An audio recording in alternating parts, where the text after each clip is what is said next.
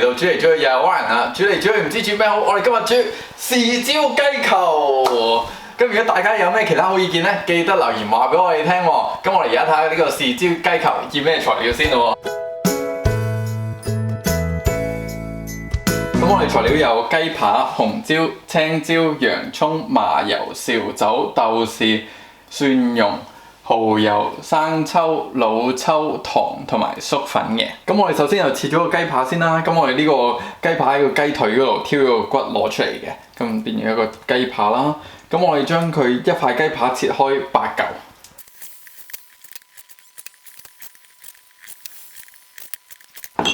咁我哋切好之後呢，我哋就攞啲麻油、紹酒、生抽同埋糖，跟住我哋撈勻佢啦，跟住醃佢半個鐘。咁我哋而家就切咗嗰啲青椒、紅椒同埋洋葱去啦。咁嗰啲青椒、紅椒呢，我哋就搣咗個心佢先。跟住我哋就切佢啦，我哋切佢大嚿少少啦。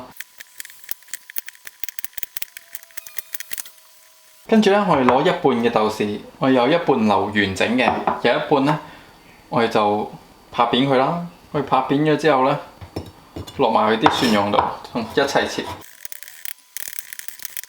咁大部分材料我哋都準備好晒啦。咁我哋而家整一整個汁啦。咁我哋將個蠔油、生抽、老抽同埋個糖呢撈埋一齊，跟住我哋再加多2湯匙嘅水，跟住我哋撈勻佢。跟住個粟粉呢，我哋都係加多1湯匙嘅水落去啦。跟住我哋撈勻個粟粉佢啦。咁我哋材料已經準備好晒啦，我哋就可以去炒啦。咁我哋首先落少少油啦，之後我哋落個雞。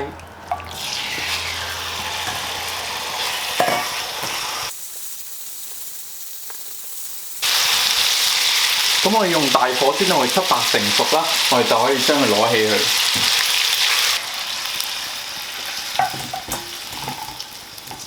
咁我哋攞起嗰個雞之後啦，我哋就可以落蒜蓉同豆豉啦。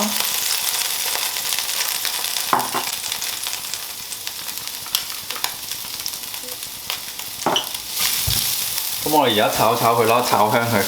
咁你其實已經聞到好香嘅豆豉蒜蓉味啦。跟住呢，我哋就將個洋葱落埋落去。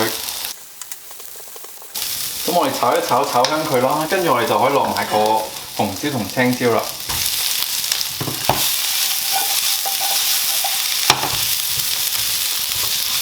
跟住就擺翻個雞落去。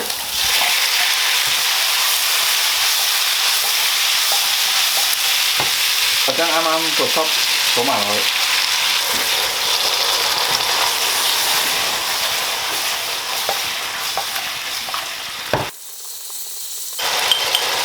再倒埋個粟粉水，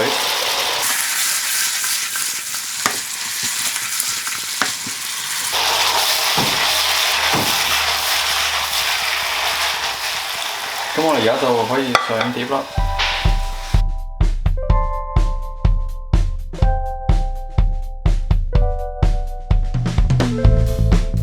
我哋個豉椒雞球就大功告成啦！多謝大家收睇我哋影片，我哋逢星期1、3、5都會有新嘅影片 upload 㗎。如果大家中意我哋 channel， 記得撳 subscribe 隔離有個啷啷嘅，撳埋個啷啷，咁我哋有新嘅影片就會通知大家啦。如果大家有咩好意見，記得留言話俾我哋聽喎。好，我哋下次再見，拜拜。試下食先。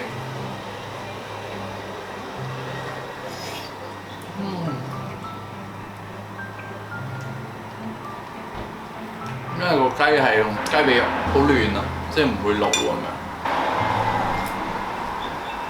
好好食，送幾碗飯啊！呢個真係唔係講笑。